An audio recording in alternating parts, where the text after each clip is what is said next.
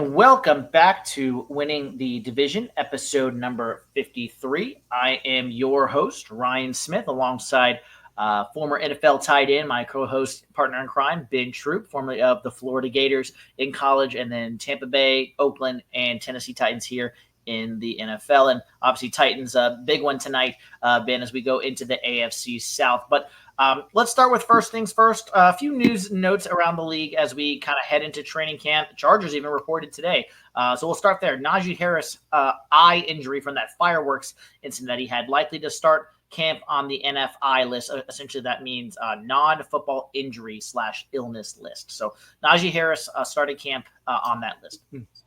We understand that accidents happen, but Najee, really? Like sometimes, if you are hardball, you stand to yourself, Najee. Like, here's the thing, right? They're gonna say, how many other people that was where you was at, end up getting the eye injury? Like, what are we doing? Like, when are NFL players gonna realize sometimes, dude, we ain't nobody telling you to not have fun, but come on, man, like, really? Like, we're already gonna have to deal with real injuries that happen on the field that we contributed to because they're going against other professionals. Just imagine Harbaugh for a second having to live with the fact that, a guy you brought in to be the starter to kind of mentor your first round running back, gonna start the year off on a non-football injury. I mean, it happens. It ain't Jason Pierre-Paul type stuff. Come on, correct, man. Correct. Let's be better than that. Come on, Najee. Yeah. So, couple of contract news. Terry McLaurin, among Trey Hendrickson and others, a lot of people, veterans, are frustrated with their contract talks, but specifically Terry McLaurin came out today and talked about his frustration with the Commanders and the lack of progress. He wants to get a deal done, but he says it takes two to tango. So very frustrated with the Commanders and is hoping to get this resolved here pretty soon. I mean, I understand that scared Terry McLaurin is feeling the way he's feeling, but I think sometimes, perception and reality are not living in the same house. I mean, Scary Terry is a good player, but if you look at his numbers compared to the players he want to get paid like, they don't compare. I mean, he's barely getting over 1,000 yards. And I get 1,000 yards is still incredible in the National Football League, but you get an extra game to get it, and you are the number one receiver. So I think what they're saying with Scary Terry is, number one, you about to be 30. And I'm not saying your best football ain't behind you. I'm saying I don't know how many years you got left in front of you.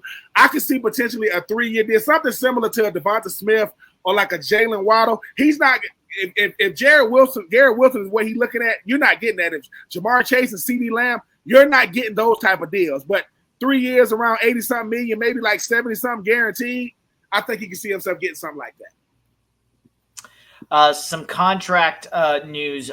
Broncos first rounder Jody Barron reaches a deal with the Broncos, and then some extensions, which I won't read the numbers. We can get into that later if we want to. But Jets signed Sauce Gardner through 2030.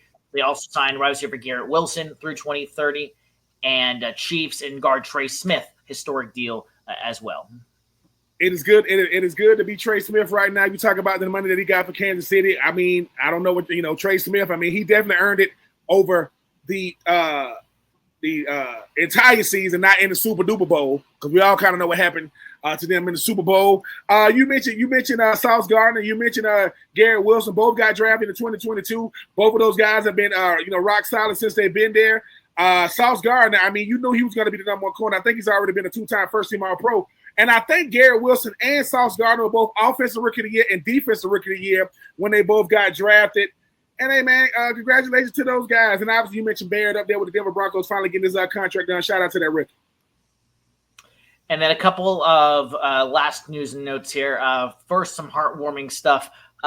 Jared Goff welcomes his first child with his wife, Kristen Romney Isabel Goff. And then Christian McCaffrey welcomes his first child with his wife, Olivia. The name is not in my notes at this current moment, but I'll get that here in a second. I'll look that up here in a second. Go ahead. So Jared Goff, Christian McCaffrey, both welcoming their first kids. CMC, congratulations, man. Welcome to fatherhood, Jared. I mean, welcome to fatherhood. If those guys have been playing the type of football they've been playing without being fathers, now when you kind of see what you're doing it for, not saying they didn't have reason before that. Hey, man, the McCaffreys are adding to the long lineage of McCaffreys. I think I want to say Christian McCaffrey's brother plays receiver for Washington. If I'm not mistaken. Yes. So Christian, obviously, they dad Ed. I mean, the Cavalry Fed, that bloodline is serious. And Jared Goff, man, welcome to fatherhood, man. I mean, maybe you could bring a Super Duper Bowl. That would be crazy. Bringing a Super Duper Bowl to the Detroit Lions, that would be icing on the cake. But congratulations to both men becoming fathers. We hope that it was a healthy pregnancy for both of the misses. And I just had it here now. It's a Colette and Elise McCaffrey name for the girl for Christian. So both Jared and Christian welcoming girls into the world. Girl dads. Girl dads, exactly. And then finally, some Bill Belichick news. He pushes back on Robert Kraft, talking about how it was a big hiring risk for the Patriots to hire Bill Belichick, and he said it was a big risk for me to actually take the Patriots job. I could have stayed at the Jets, and I still went to the Patriots and did such a good job there. And so he and Mr. Kraft are having a kind of a back and forth, RKK, as he likes to be called on everywhere now. He doesn't like to be called Robert or Mr. Kraft. Apparently, it's RKK. Sorry, artist. I'm sorry, artist formerly known as Robert Kraft, RKK. Is that even a real statement? It's a risk to hire any head coach, right? Because this coach would either take you forward or take you back take you light years back when you talk about how far that coach can take you back. But Robert Kraft sounds a little bitter because I'm like, wait a minute, Robert, like. Didn't you become, highly sought? I mean, one of the most respected owners after the Bill Belichick? It wasn't before now. Before Bill Belichick, y'all were just New England, another team in the league. Y'all became the premier team. But you know what? I like when, former employees, and bosses kind of bicker a little bit. I think Robert Kraft don't like the fact that I think it's called Winning Time with Bill Belichick's new book. I don't think he talked about Robert Kraft a lot in the book. Robert Kraft don't appreciate that. But hey, man, it's my book. I talk about what I want to talk about. But hey, former owner, former head coach feuding. Let's see how much of a risk it's going to be what Mike Vrabel's going to bring to New England, because we realized Gerard Mayo was just a fill-in for a year. And that will do it here on In Division for First Things First as we bring in our guest tonight. Reminder, you can get the latest here on the Carolina Panthers and NFL news. Subscribe to the Keep Pounding Podcast Network, which is the audio version of this podcast. We are powered by Fans First Sports Network. Keep Pounding brings you the latest news, analysis, and interviews from top players, announcers, and more. Rate, review, and subscribe to your favorite podcast platform, or subscribe to YouTube, youtube.com/Tobacco Radio. That's the video content here of this podcast. And if you're looking for some last-minute gifts this summer, or just maybe getting ahead on the fall, our friends over at 1-800-Flowers.com have you covered. Go to 1-800-Flowers.com and type in the QR code there. Tell them their friends at the Winning the Division podcast sent you there. All right, Ben. Well, let's get into the AFC South. We did NFC East last week, 2-hour show there. I'm hoping we don't go to 2 hours tonight. But we'll bring in our guest tonight. Let's first welcome Jared. I know Jared well from our days with his days with the Panthers, covering the Panthers. He's also doing Jaguars as well. So I had to welcome in Jared. So Jared, welcome to the show, man. How's it going?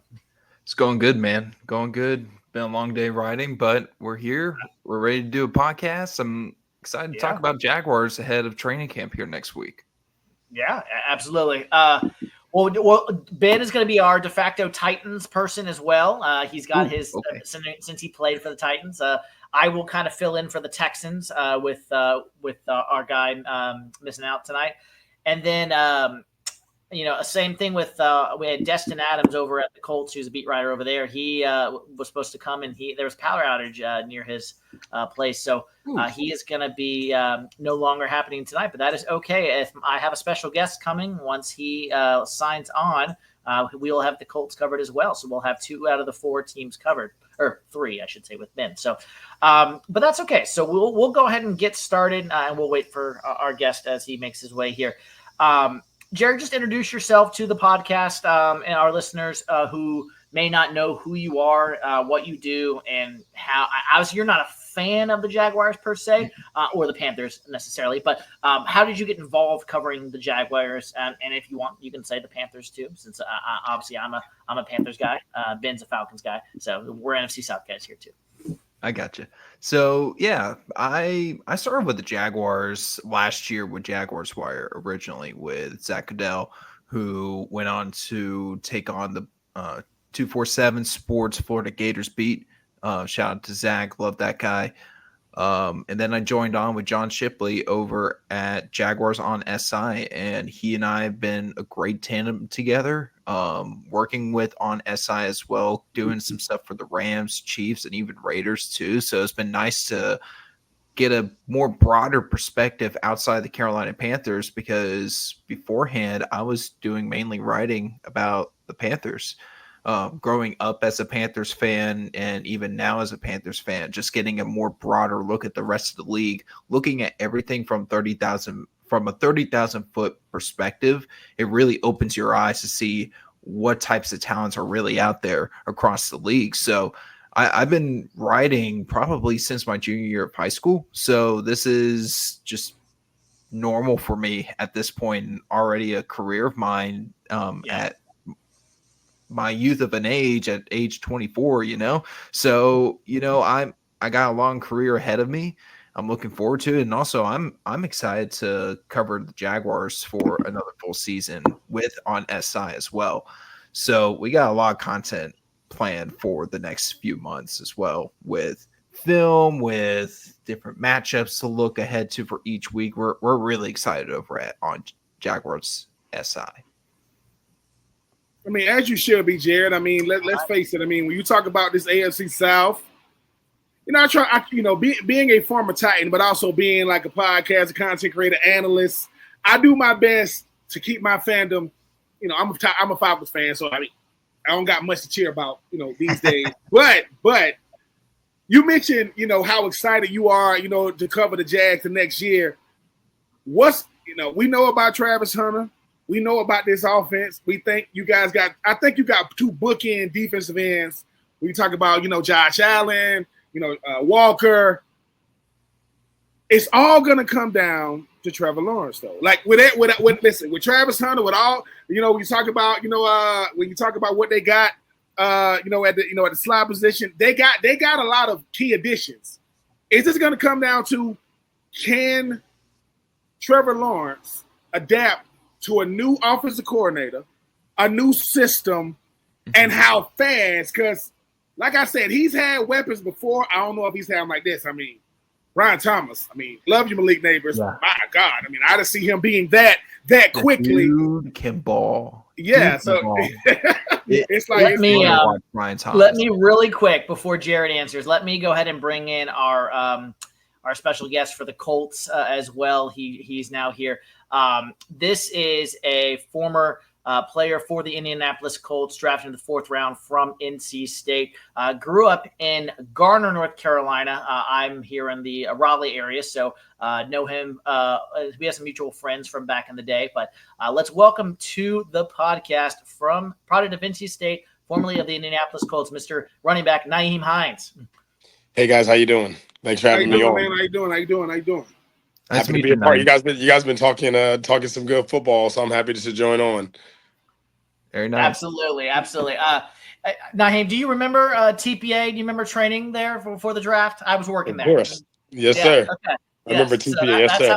That's how we met initially. But we obviously had some mutual friends growing up and all that. But tell everyone obviously who you are. I kind of introduced you a little bit, but and then just your thoughts on the Colts, obviously right now, and just state of the Colts franchise, and then we'll kind of go around the room as Jared was going to talk about Trevor Lawrence. Well, I'm Nyheim Hines, Garner, class 2015. I say that proudly.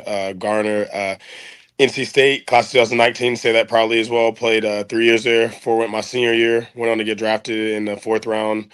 Pick 104 to my guys, the Indianapolis Colts. Had an 8-year career from there. Since there, I played 5 years in Indianapolis. Played 2 years in Buffalo. Tore my ACL. Through a situation everybody obviously knows. And coming back from that, I was in Cleveland last year trying to come back from the ACL injury. Here I am now as a free agent. Excited to see camp going on and hopefully getting an invite and a call soon. And I guess as for the Colts, I mean, I was there and Andrew Luck retired. Chris Ballard did a great job there. He brought in Coach Steichen, really, really great coach. Seems to have a really good understanding of the organization and what they're about, but they just have to figure out the quarterback stuff. I think they can figure it out from this situation. Between this competition, I think Daniel Jones needs the opportunity to get maybe have a Sam Darnold career. You know, not every person fits in their first place or their first system. So I think it's going to be a great choice and a chance at redemption for him, just like I'm looking for redemption. And also Anthony Richardson. He's very, very talented. Uh, Obviously, everybody knows he has to develop, and he's a very, very talented individual. He just has to stay healthy. So as long as they get the quarterback right, I think the Colts will be a really good team. This whole division got better. It's all reloaded. If it's Tennessee, Jacksonville, Indy, or the Houston, who was a playoff team last year. I mean, it's a really good division. I think the Colts just got to get the quarterback stuff figured out, and I think they'll choose the best guy and even play both of them if they have to. But I know over there in Indy, they're going to do what they have to do to win. They have a team ready to win, and they can do what they have to do.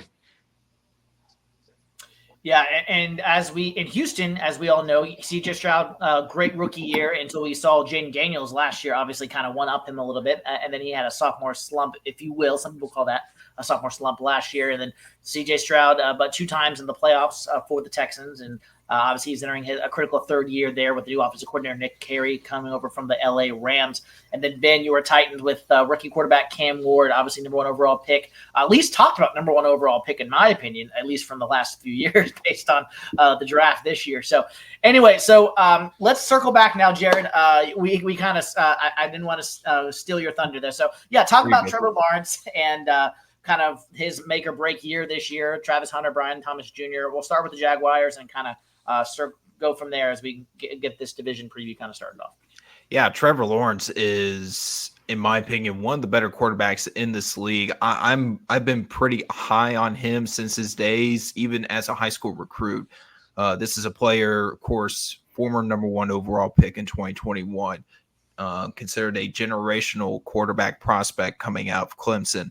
And now he's entering a critical fifth year with the Jaguars. And I was listening to his podcast, or I was on a podcast he was on Pardon My Take, and he was asked about whether or not he feels the pressure. And he's like, he doesn't necessarily, he feels like every season is the same.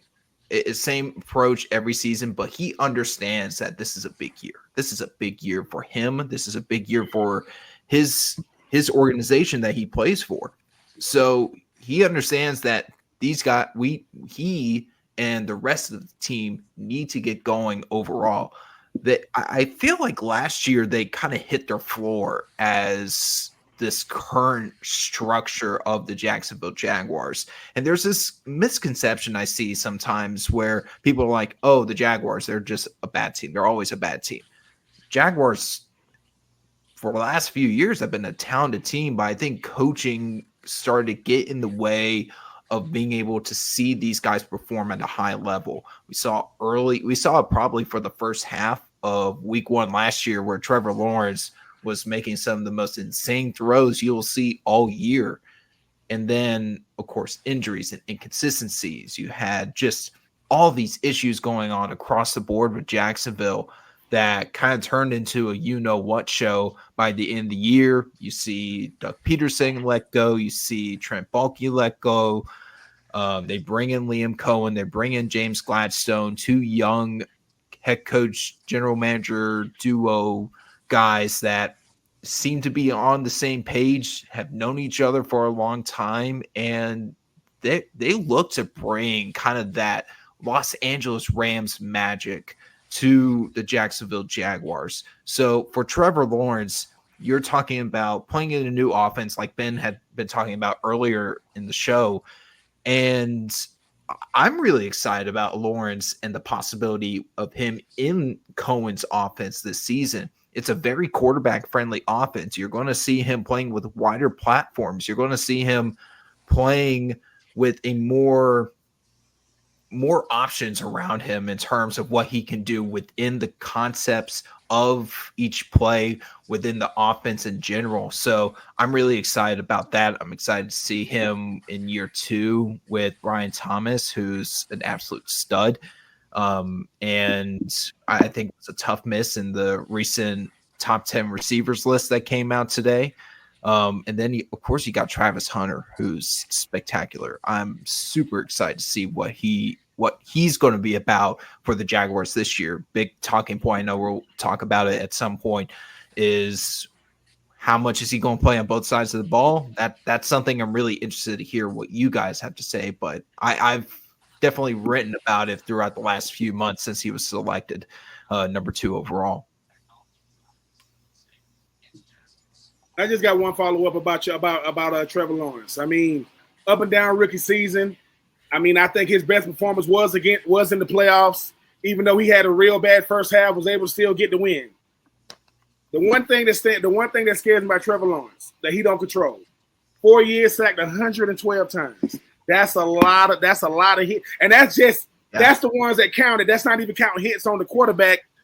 How is he going to have to understand? I got to protect myself because the best teams have certain things in common. Head coach been there for numerous years. I know this Liam Cohen first year. Continuity amongst the team. Quarterback plays all 17 weeks. He's there all 17. Only played the 10 games last year. How do we cut down them sack numbers? Because Jared, I mean, 6'6". He's a pretty big target back there. Lean is 6'6". He got to find a way to stay. How does he help the offensive line and not take so many sacks? Some you can't help it, but some you can. I think he's got to be a little bit more consistent with just his tempo as a passer, where he sometimes has a tendency of speeding up that internal clock. It doesn't matter how talented he is. Like, we saw the flashes. And Nyheim, I don't know how many years you played against Trevor, but I know you have seen him at his best. I would assume, what was it, 2022? Yes, I have. I've seen him in college too. Yeah. I've seen him in college. So even watching him in college, like Ben said, he had an up and down rookie year. He played really well that playoff game. But I think every person who, especially like people like me who saw him in college, is waiting for him to take that next step. We know you have the talent, but when will you do it on a consistent basis? And I think some of that isn't him. I think a lot of it is, like you said, the sacks. They were 26 in rushing offense last year. They averaged 4.2 yards a carry. Maybe run the ball more. Maybe call more runs. Every game is different with the situation of how to call the run because they could be down. So that's different. But still, you're 26 in offense, rushing offense, and you have 26. You're 26 on attempts, but you average 4 yards a carry.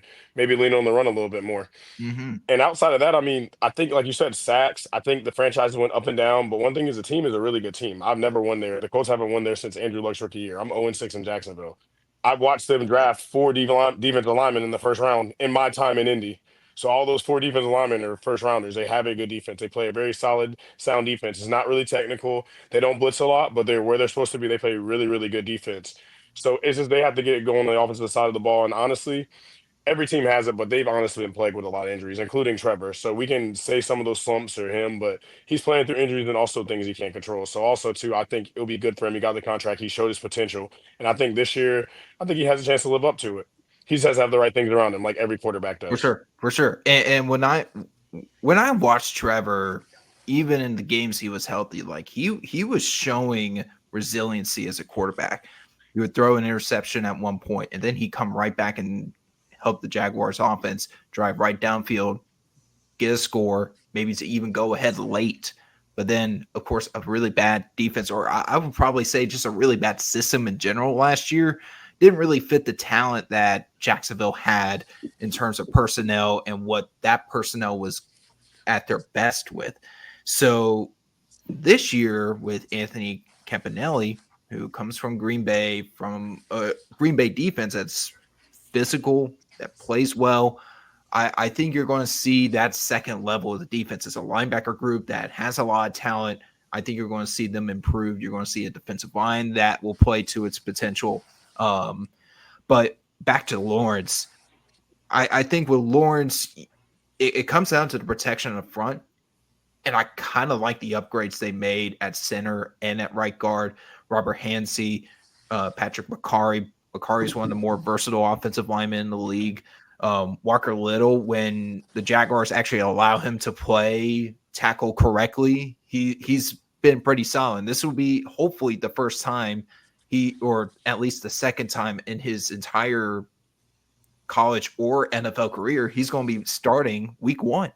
So if Walker Little can stay healthy, you have a pretty solid option at left tackle.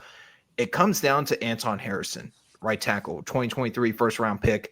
You need to see progress from him this year. You need to see him take that next step think the biggest thing coming out of college for Harrison was he wasn't known for being an elite run blocker. And you kind of saw that in the run game last year with some of those struggles. So I would like to see him improve in that area. And then to the run game, like Nyheim was talking about, they have the talent there. I think Travis Etienne is going to probably be in his last year with Jacksonville, talented runner, but I think they want to kind of transition with some of their younger guys like Bashal Tutton and LaQuint Allen and Tank Bigsby. Those are talented running backs that they want to lean on in the future.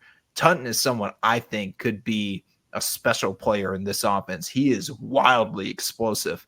Kind of reminds me of you, Nyheim, coming out of NC State, just explosive, knows how to hit the gap and run, sees the field well, and also has shown flashes of being a quality pass catcher. So there's a lot of excitement with Tutton, but the ball security is the biggest concern with Tutton.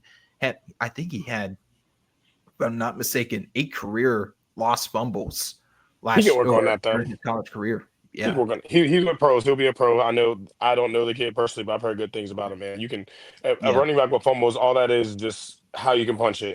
Any person who plays will say a fumble can happen any play. He just has to be coached. I don't think he'll be an issue. Oh, that's great to hear. That's great to hear. I mean, seriously, as someone that likes to do NFL draft analysis, I love just understanding from different perspectives. Okay, why is this player struggling? Why did this player struggle in this certain area? So that was good to know. I appreciate it. Oh, Before we get into the Titans and the Colts side of things, let me bring in Houston for a second, since obviously we don't have a Houston representative with us. And I'll just get kind of your overall thoughts, gentlemen, and then we're going to specifically nail down more specifically into each of these teams, just kind of getting a target baseline to start. CJ Stroud threw for fewer touchdowns, threw for fewer yards, and doubled his interception total in his sophomore year compared to his rookie season. Obviously, people blame that on the offensive line. He had a lot of weapons that went down in Stephon Diggs and Tank Dell. And then obviously the play calling obviously got guy that I'm blanking on his name right now, got him fired, and bringing Nick Caley from the LA Rams. So, gentlemen, I'm a Panthers guy. I'm just going to say Bryce Young got selected 1, CJ 2. I'm not debating about that specifically here. I'm just saying, is CJ's sophomore year, I mean, let's be honest, that was what Bryce was facing his rookie year the entire time. So, I mean, people are acting like CJ Stroud just had a sophomore slump, and it's not that big of a deal, but it kind of is. I mean, I'm not saying he's a bad player, not what I'm saying at all. I think he's a great quarterback. He's going to continue to ascend, but this is also a big year for CJ Stroud in Houston in year 3, just like Bryce Young in Carolina as well. Is that fair to say? Yeah. Absolutely. I mean, but I would say this. I mean, and Nyheim can speak to this. You ain't sneaking up on nobody when we got a 4-year tape on you. See, when you're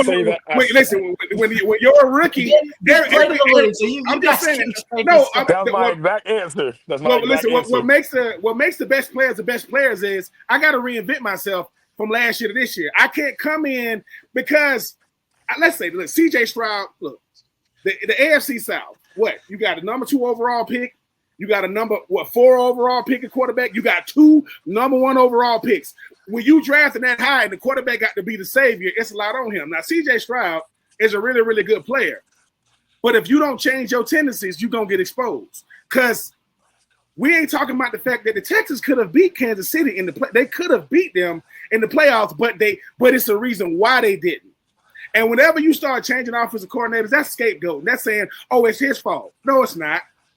Players make plays, coaches call plays. CJ Stroud is going to have to change his stripes a little bit, or it's going to be much about this, because I get it. They have won. D'Amico Ryans have done an incredible job, but the Jags coming. If the Colts can get their quarterback situation right, they coming. And obviously the Titans got a brand new quarterback. You don't know what's going to happen. Like CJ Stroud, but real similar to a Trevor Lawrence, right? When you've been that good for that long and you start struggling, we're going to see how you are, for the neck up. You can't coach the neck up. That's going to be on CJ. I think they're going to be fine, but they got too good of a team. Because people always talk about pre-man pass rushes in the AFC South. Danielle Hunter and Will Anderson, they will wreck an entire game quickly. Mm-hmm. And I know ain't nobody really making a big thing about it, but Petrie to go along with Derek Stingley and CJ Gardner-Johnson, I'm telling you, this secondary could be extremely nasty if they can get it together, in training camp. It's the best secondary in the division, easily for me. Like Derek Stingley, Petrie, Kalen Bullock, Kamari Lassiter on the outside as well. I was going to say Lassiter, yeah. Lassiter's pretty underrated, and for a younger player like Lassiter, what he did this past season was pretty impressive, and I'm really excited to see the Texans secondary. But with Stroud, the thing I want to see from him is like the two of you were saying, you got to show more the next year, because even though you had the sophomore slump, teams are going to figure you out eventually. And I'm not saying this as someone that has grown up with the Panthers, has watched the Panthers every week. This is coming from someone that likes CJ Stroud coming out of college and believes he can be a great quarterback in this league. I still think he's one of the better quarterbacks in the league in general. But you gotta show that this past season was just a fluke. You gotta show that your rookie season is what you're all about. If you're not all about that, the Texans are gonna be in a tough spot in a couple years if Stroud doesn't show that improvement. One thing I do understand why they moved on from Bobby Slowick, but I think they needed to make the move because I think Stroud has a tendency of you gotta allow him to have a more fuller group of reads and not just specify him to just one single read. You gotta allow him to work with the entire offense. I think with Nick Saley, he's going to see that in this offense. We'll see how that translates this season, but I'm really excited to see what that could end up being starting week 1.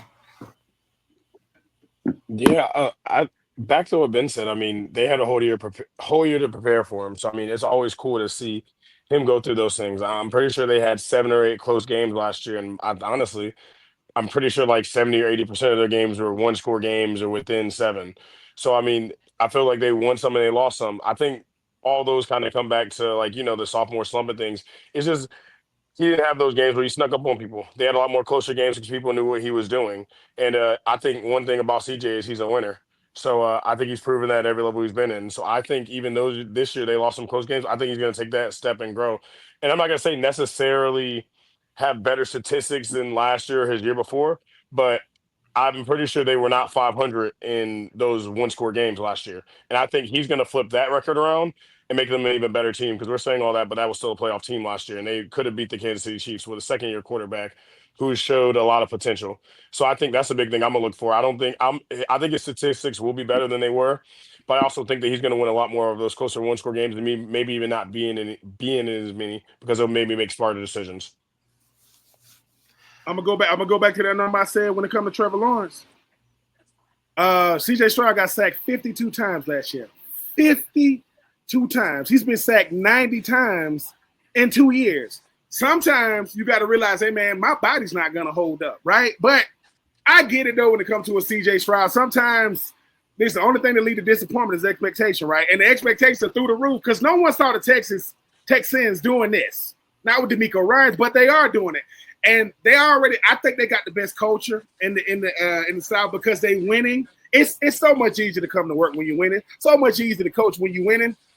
But if you keep on being one and done where they won a playoff game, 2 years ago, I think for the Texans is not only is the league catching up, this division is catching up. And if they catch the Texans with everything they got, because a lot of these got Will Anderson on a rookie contract, CJ Stroud on a rookie contract, right? You still got a lot of Petrie on a rookie contract. You got a lot of guys.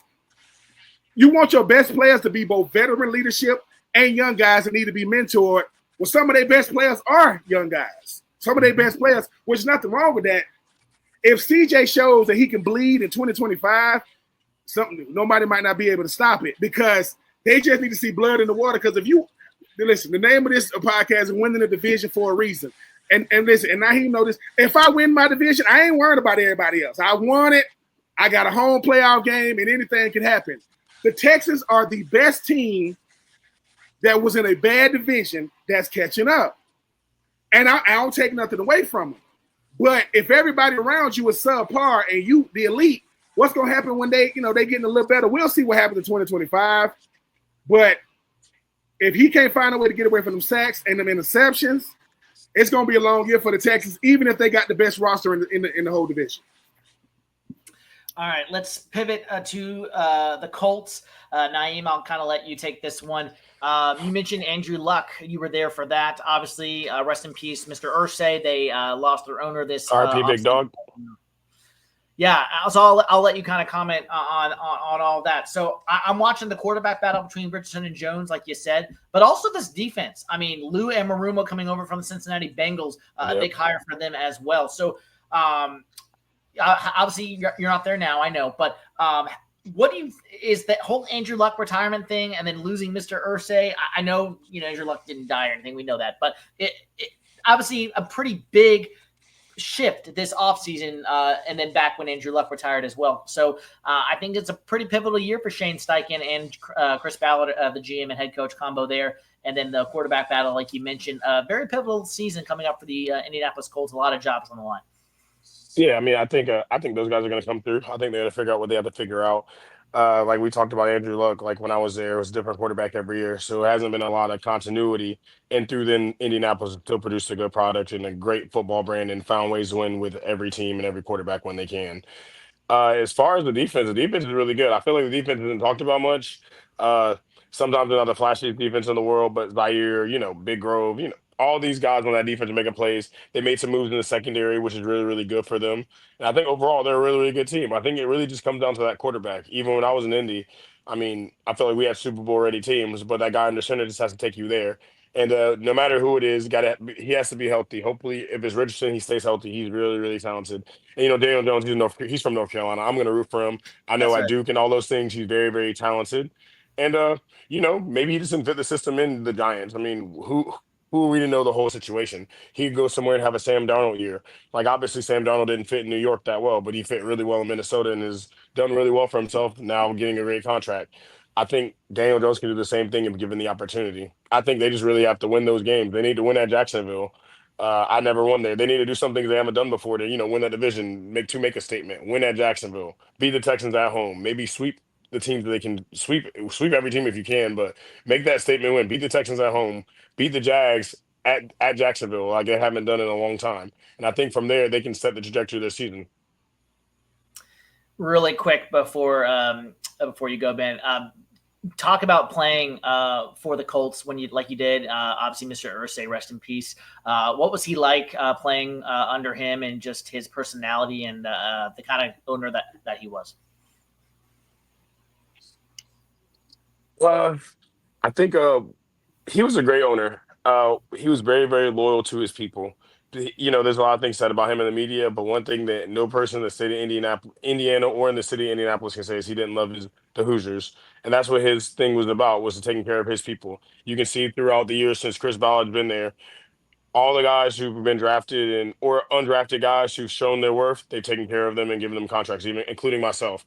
So it's a very, very loyal brand. And honestly, I think they're in really, really good hands moving forward. Carly, I know, is going to be the head. She's been sitting in meetings since I was there. I remember she used to ask me questions about plays of why we're running and what they're doing. Kaylin's great too for what she's been doing. She's been around. She's been hands on. So I think with his daughters there, they're going to embody everything that he stood for, and I think that they're going to be a really great leadership for that. And even with him, just he always was straight up. And in this business, sometimes you don't get that. So a lot of people can say anything they want about him, but only thing you can really say about him is he was a straight up guy. And in this world, that's more appreciative and more real than anything else you can get. And he took care of his people. So rest in peace to him. And Nyheim, before I even talk about the Titans, I mean, we talk about the additions that you had. You talk about You talk about the tight end, Warren coming out of Penn State. I'm so jealous. Yep. I ain't never seen a tight end get used like that. But I want to talk about the position the best. I mean, we get Saquon, we get Derrick Henry, we get Josh Jacobs. Jonathan Taylor ain't no slouch. This dude is one of the best players in the league. Why don't they feature him on offense and let the run game open it up for the passing game, you think? I mean, they do. I'll say this all the time. Like with Indy is not a big market team like, let's say, a New York team. I feel like if they had that same market, Jonathan would be talked about way more, be on more commercials. Jonathan is one of the best running backs in this league. I'd say top 3 or 4. He's always good. He's always finished runs. He's been when he's healthy. So I think with that, not even just unbiasedly, Jonathan's done what he's done. I think really with the run game and featuring the run game is, I mean, honestly, when I was there, he went so crazy. Everybody kind of knows.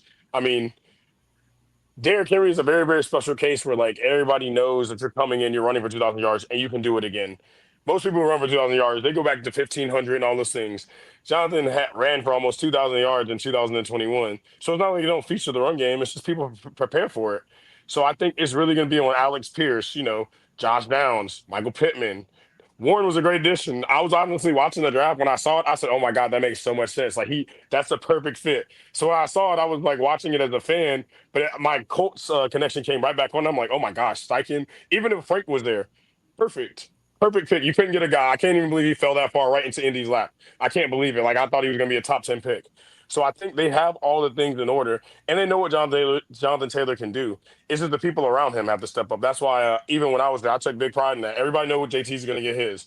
So what are you going to do to help JT so JT can get his? Because if JT's getting his, the pass game opens up. The defense plays better. The defense feeds off of that.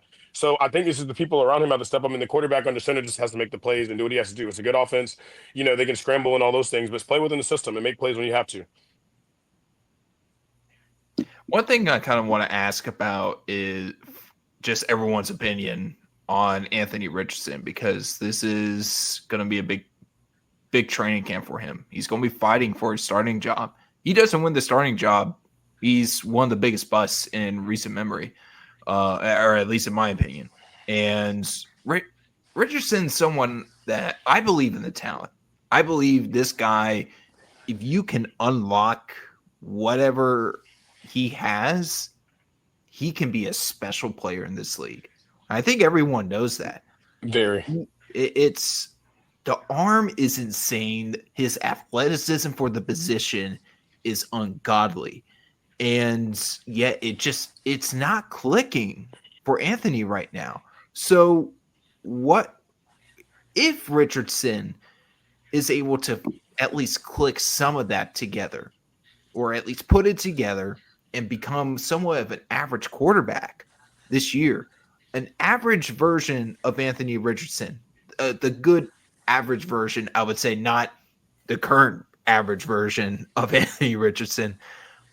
Would that type of Richardson be able to take this team not only to the postseason, but maybe even further? Because I look at this Colts team, I'm looking at the depth chart right now.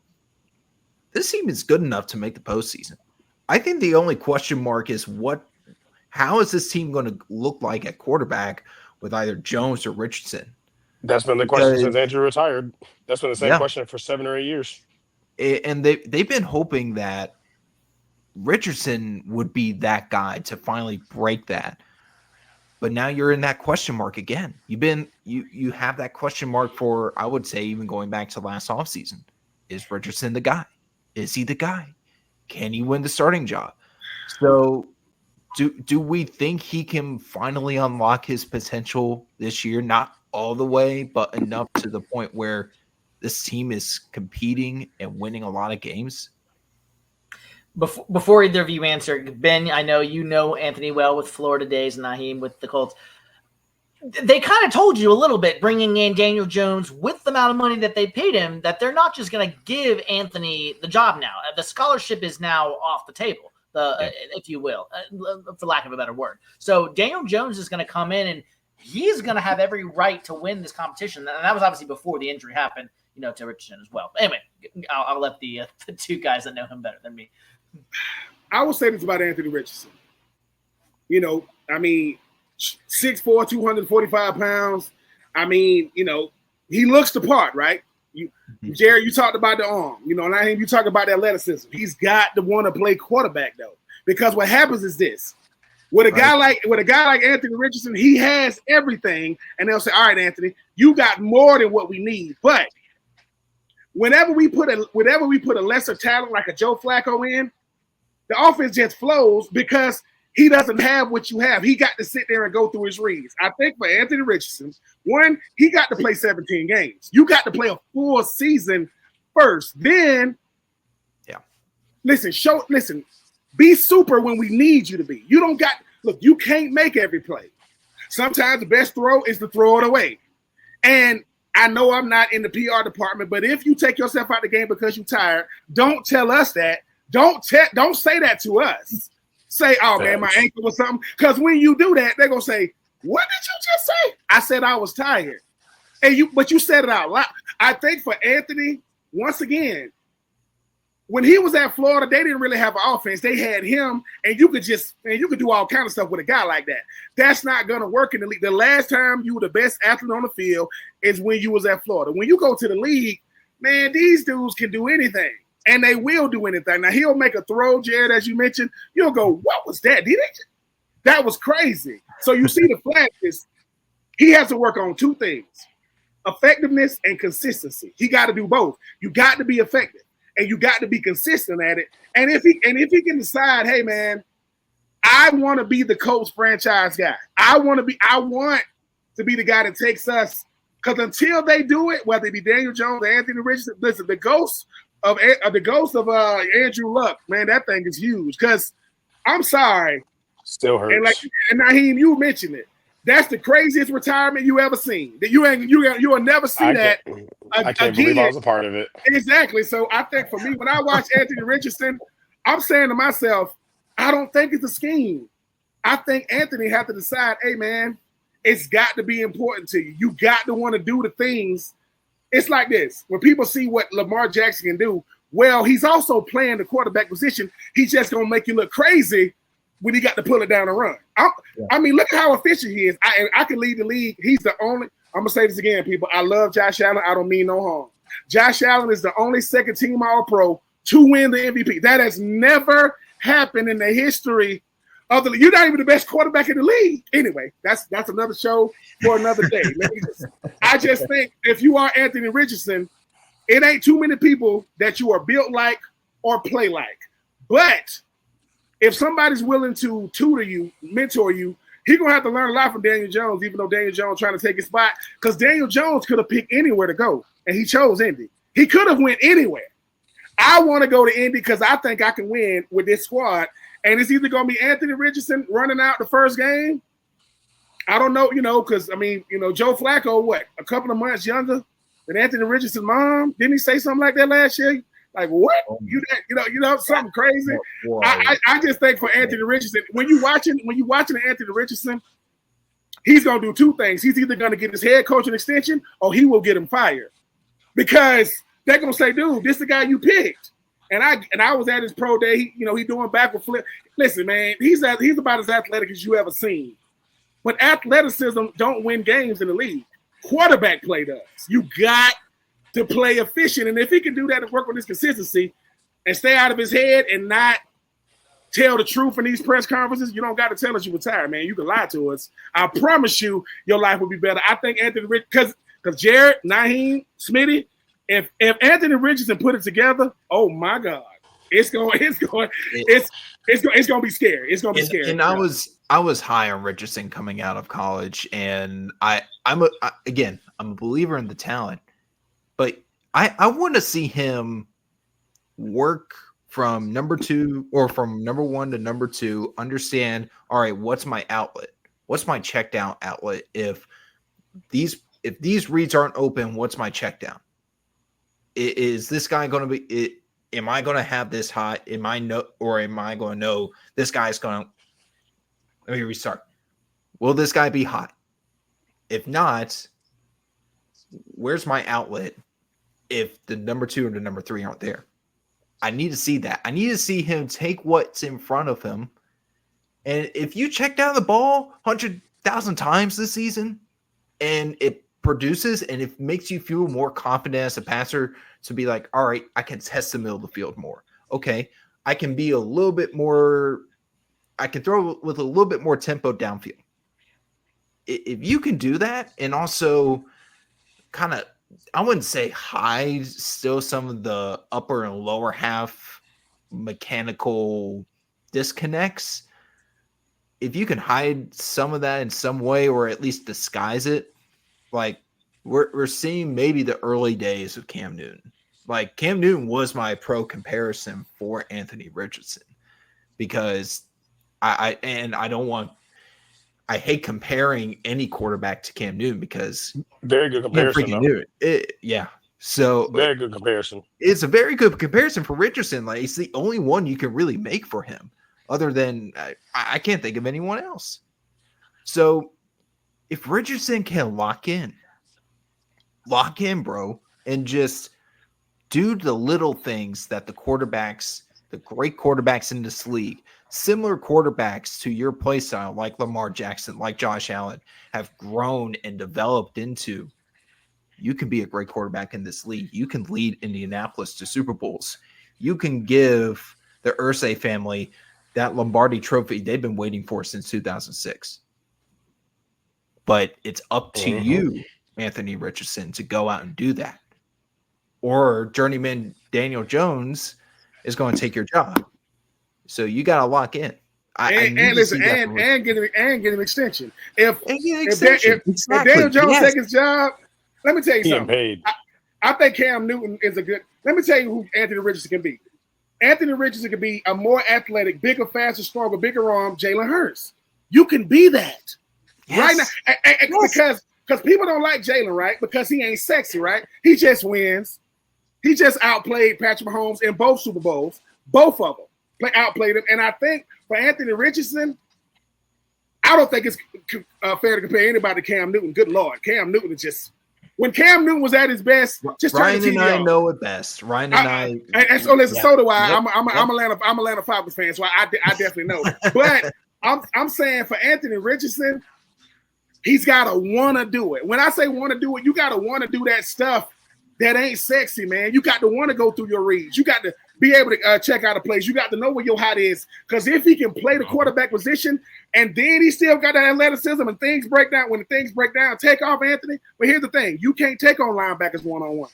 You can't take on safeties one-on-one. You ain't going to make it. You ain't going you got to, man. Listen, I mean, learn from Jalen Hurts. Watch Jalen Hurts. Don't learn from Caleb Williams when they had the little slip and slide up there in Chicago. Don't do that. But you got to know in football, they say you got to know when the journey's over. So just know when it's over. That's all. Before we get to the Titans, go ahead, Nyheim, if you had something I know you're gonna add something. I think everything you said was right. I think it's his consistency. I think it's really internal. He has to just do the reps. Like I know when I see with Andrew Luck, even if like we ran a certain read, if he threw the first read of progression, he would throw it here. 1, 2, 3, 4. He would do that every time in every walkthrough rep, even in practice. So just doing things like that, he scrambles. He should be hopefully grabbing those guys and doing a scramble drill out the practice. I mean, hopefully I go back to Indy and I'll do it with him because you also have to like prepare your guys to get how you play. I think he should definitely watch Jalen Hurts on how to get down and watch Josh Allen. Josh Allen was a chance taker too. And I think the last 2 or 3 years, is Josh still Superman? Yes, I feel like Josh is a very Superman guy. There's Lamar. There's a lot of Supermans out here. But even Josh, he's taking less risk. And I think really with him, he's a younger quarterback, but I think he's old enough to understand that this position is about just decision making. You can't run the guy over. You already got the first down, get down. You call it a post to Alec Pierce is not there. Throw the ball in the flats and just live to see the next play. A lot of people, I don't know him personally, but I'm sure he probably hears the noise. He's probably pushing harder too. And that's where you mess up in football. I think some of the plays he probably just pushed too hard as opposed to just living to see another down. If you're on track, if you gain 1 yard, that's better than none. And just take it and move on. Sometimes the defense gets you. And that's okay. But if you can get 3 yards when the defense gets you and they know what you're doing, you still get 3 yards, 2nd and 7 is cool. So I think he just has to go with that, and it's internal. I think it's going to be a really good quarterback battle, and hopefully no injuries happen to like see who the best man is, because sometimes that decides too. But I would love to just hopefully see them compete it out and follow it. All right, Ben. Let's get to the Titans, and then I'll kind of go through some of the questions I had for everyone, and kind of go through the non-expert or player in mind, and then kind of go deeper dive into all 14 games. So Titans, second year with Brian Callahan, rookie quarterback, number 1 overall, Cam Ward, obviously Will Levis there as well. And then defense, you've got essentially you still got the guy in the middle that I cannot think of his name at the moment. He was in my head a second ago, and now he's Casey, out. Jarrell Casey. No, No, you talking about Jeffrey Simmons? Jeffrey Simmons. Thank you, Jeffrey Simmons. Yeah, Jeffrey Simmons. I don't know why I said Jarrell Casey. I was thinking about way back in the day. Jarrell Casey. Yeah. 98. Yeah, and then the corner from Kansas City player. they traded for. L'Jarius Sneed. Yes, so those are the 4 guys I know. So go ahead, Ben. What are you watching for the Titans? I'm trying to. What I'm watching for the Titans this year is outside of Cam Ward, who I think is going to be the starter, and I think you're going to have to deal with his mistakes. His risk versus reward is going to be really, really high. But I would say this about L'Jarius Sneed and those guys. I think when I'm talking about the Titans, Smitty, when I'm talking about the Titans, and I think what I'm looking for the most is culture. They don't have any. Like, if I ask Jared about Jacksonville, he can tell me what the culture is. If I can ask Nyheim what the culture is in Indy, he can tell me. What's the culture in Tennessee? Inconsistency. You don't know what to expect from them. And the reason why I say it is this. Their best players are on other teams. Right? Derrick Henry, gone. Right? A.J. Brown, gone. Right? And when those type of things happen, Harold Landry, gone. Either they don't want to play veterans or they think the veterans aren't worth what they're asking. When I look at this Titans team, right, obviously, Cam Ward going to have plenty of guys to throw to. He got Strupo there. I think he's going to have an outside chance. There are 0 receivers in the league that run 4.8. There are 0 receivers in the National Football League that runs a 4.8. A halfway decent tight end ran a 4.8. Strupo ran a 4.85. Now, he's there right now. He's going to have to make the team. This is what I'm looking for with the Titans. Can you not finish last in 2025? Because you got to have something to look forward to moving forward. I like what they did at camp. I mean, I still think, I will say this about Calvin Ridley, though, and maybe Jared can speak to this. If the team that brought you back into the league let you go to a rival, they think they're better off without you. Just ask Christian Kirk. He's over there with the Texans, right? If they'll say, hey, man, we know you. You can go on. I want to see Chigwo's Chigwo at that tight end make a leap. It's just the Titans are too hot and cold. Now, I will say this, and I mean this. If Will Levis runs out the first game, I'm not watching. I mean it. Listen, no, I'm being honest because I am being 100% honest because last year, you mean to tell me Will Levis was the starter and Mason Rudolph was you're not serious about winning football games. And I mean that humbly. The fact that Will Levis doesn't understand, you don't pick number 1 when you had a good season the year before. You had the worst season. And for Coach Callahan, I think they want to give him a real honest shot to have a halfway decent experience and record in the National Football League. I love you, Will Levis, because I got to. It wasn't happening with Will. Because just like what Nyheim just said, about a guy like Anthony Richardson, you don't know what in the world Will Levis thinking. Will Levis will do something, and you go, wait a minute, did he just do that? And he'll do it the next week. Everybody knows this. You can have everything around you. You can have tight ends, running backs, D-line, O-line. If the quarterback can't be trusted, you're not going to win a lot of football games. You're just not. Cam Ward, I mean, the guy did it at 2 schools. You're talking about Washington State. You're talking about what he did in Miami. He ain't ducking no smoke, and he wants the limelight. He's in a small market city in Nashville.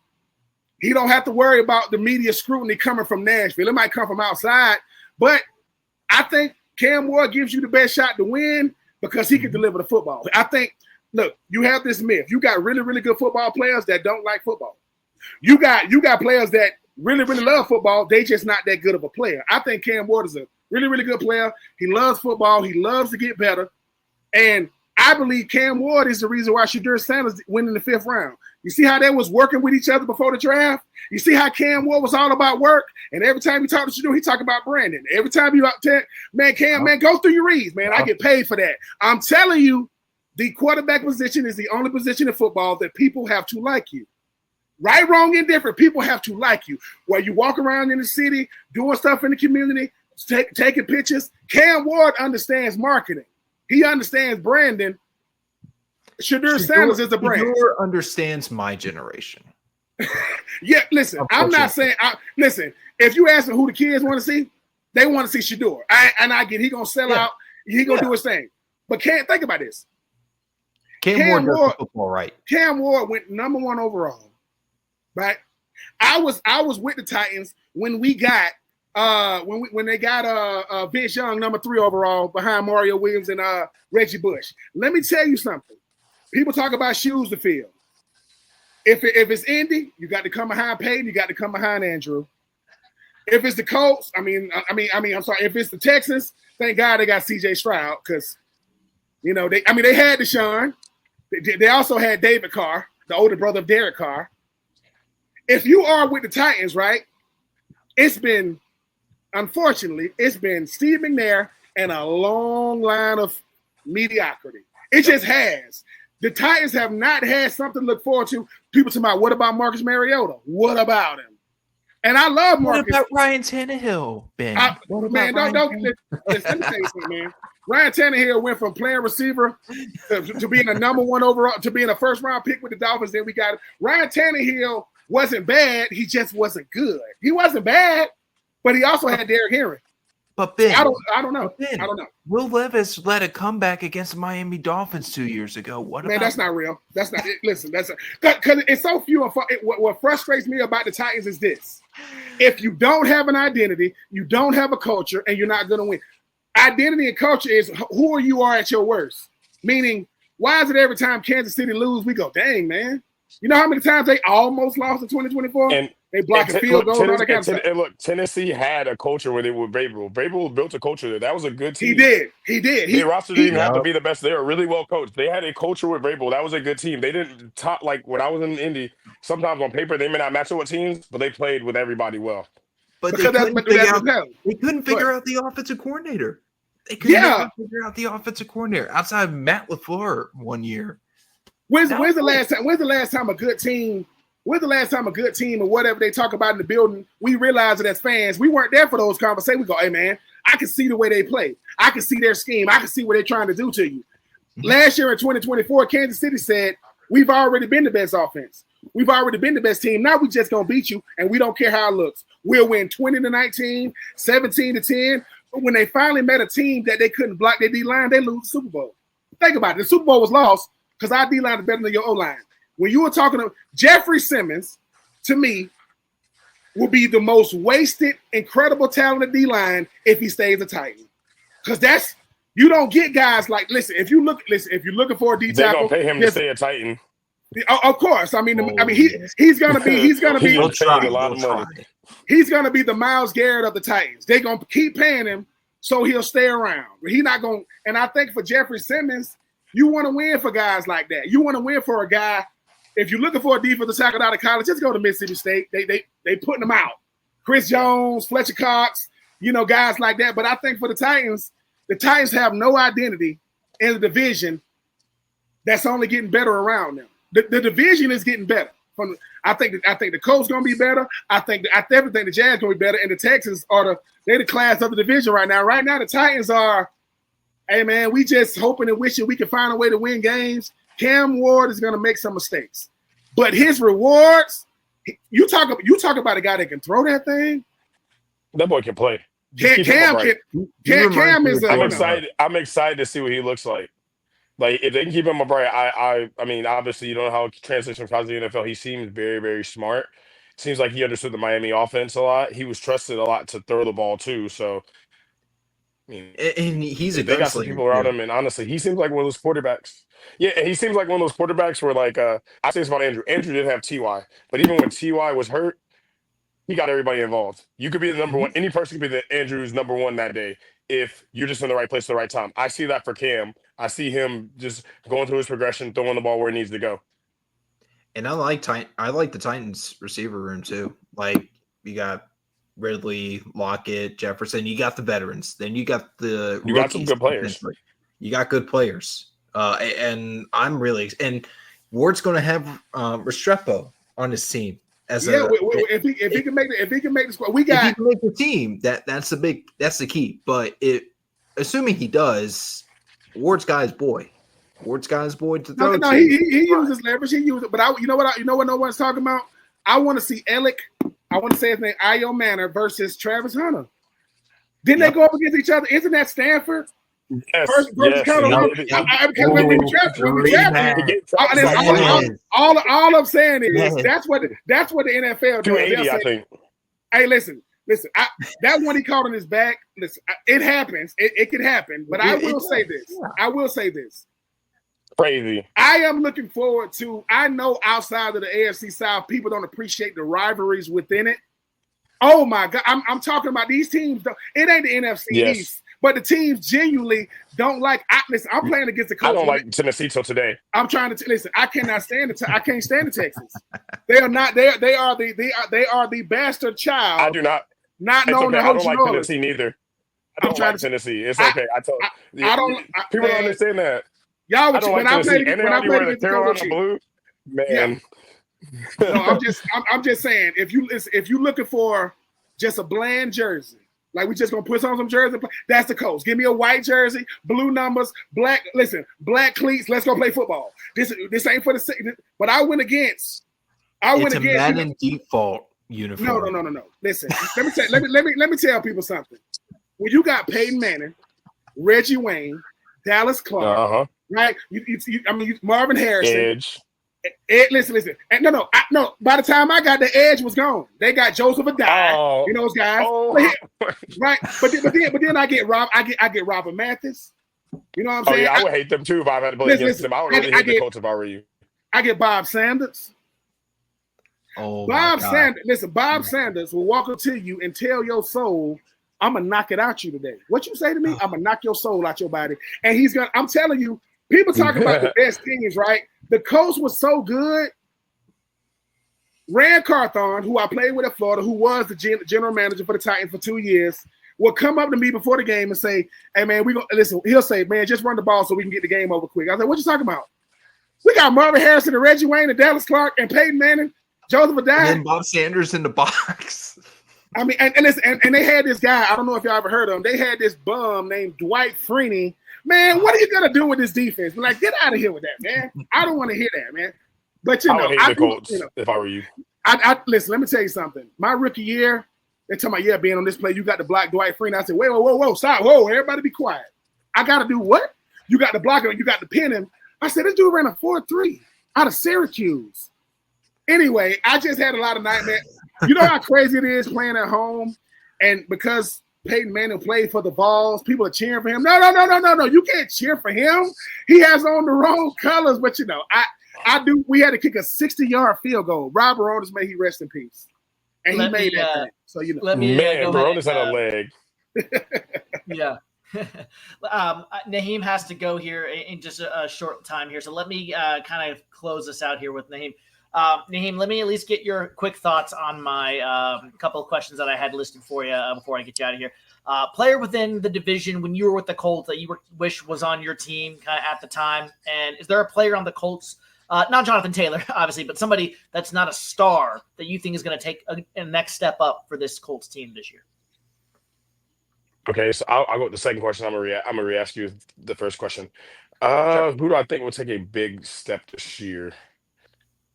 I really like Alec Pierce, man. I've been thinking a lot about AP for a long time. I think he's been a great downfield target, but I think, Michael Pittman's going to get his. I think somebody has to step into the wide receiver 2 role if it's him or Josh Downs. I think Josh Downs will be good. I think offensively speaking, I think he's going to make some steps. I think each year he's done it, and I think he's going to help win them some games because he's the take the top off guy. Like, not obviously T.Y., but they have a good run game, and Alec has shown that ability to, run by people. So I think with the play action, I think he has a big year. And what was your first question? No, during your time in Indy, was there a player within the division that you got to play against? It could be on offense or on defense. You're like, if he was on my team, we'd be rolling. Jeffrey Simmons. Okay, Jeffrey Simmons. There you go. I love Jeffrey Simmons as a player. Hate playing against him. Easy, but he talks junk.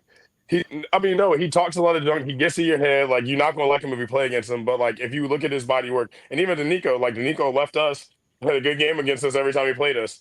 But I would say Jarrell Casey, or don't get me started on the Jacksonville teams. I would say Jarrell Casey or Taven Smith, Telvin Smith, Jacksonville Yes. linebacker, Telvin fast. Telvin Him or was Miles Jack. so much Those, fun. that man, that Miles those teams Jack are and so Telvin good. Smith, Those teams, they had Boye, they had Brent, man. Those Jacksonville defenses Calais were so Campbell. good. Calais That 17 Campbell, team was any insane. of those people out of name on Jacksonville defense, either Jarrell Casey, I'll take any of them guys.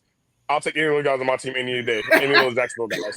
Telvin, Miles Jack, I love Miles Jack. Miles Jack was such a good player. Telvin ran 4.3, he was fast. Calais, man, that was a really, really, really good defense.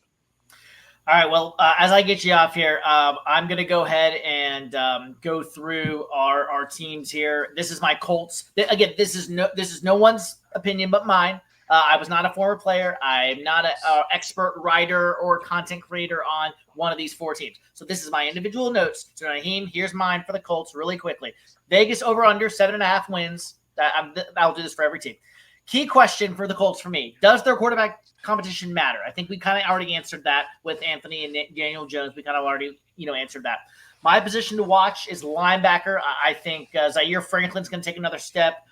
You got so many good players on that defense, like you said already.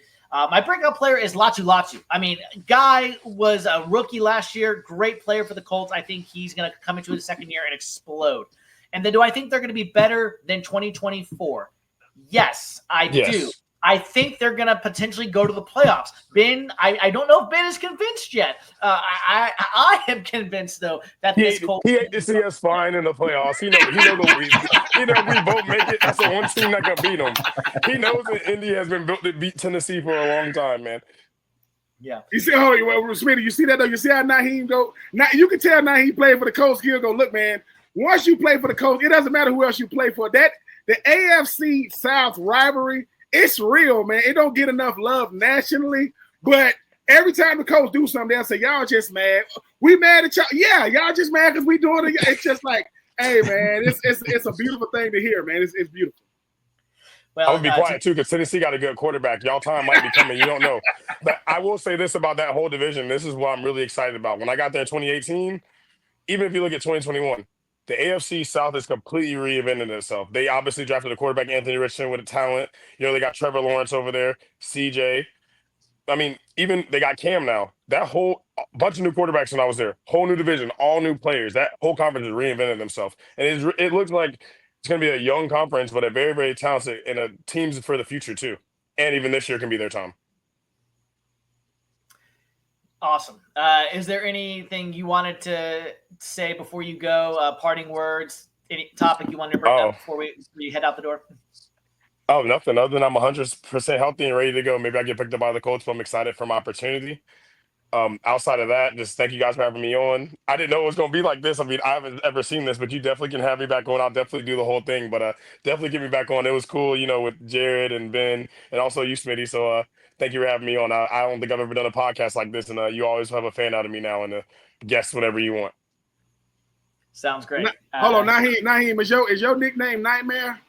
Yes, sir. It is. Hell yeah. I'm looking at it the whole time. I said, wait a minute, Nyheim. That sounds like a boxer. Nyheim, the Nightmare.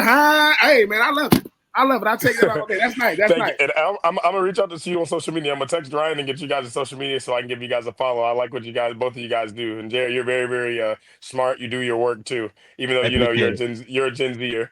What year are you, 99 or 2000? 2001.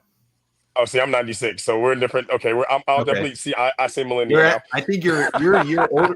So here's real quick. I think you're a year older than my sister, or 2 years older than my sister. She went to NC State for college, so go Wolfpack for her. Go Pack. Hey, guess what's gonna happen to Nyheim? You know who's gonna pick up Nyheim? It's gonna be them two-tone blues boys up there in Nashville. That's what's gonna pick him up. And guess what?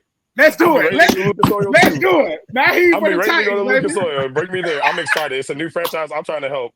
I'm excited for any opportunity. I don't care about no past beef. I'm excited for right now what's ahead. If it's Tennessee, they're going to get the best version of Nyheim Hines they can get no matter what team it is. I'm going to say, give it to Nightmare. Give it to him.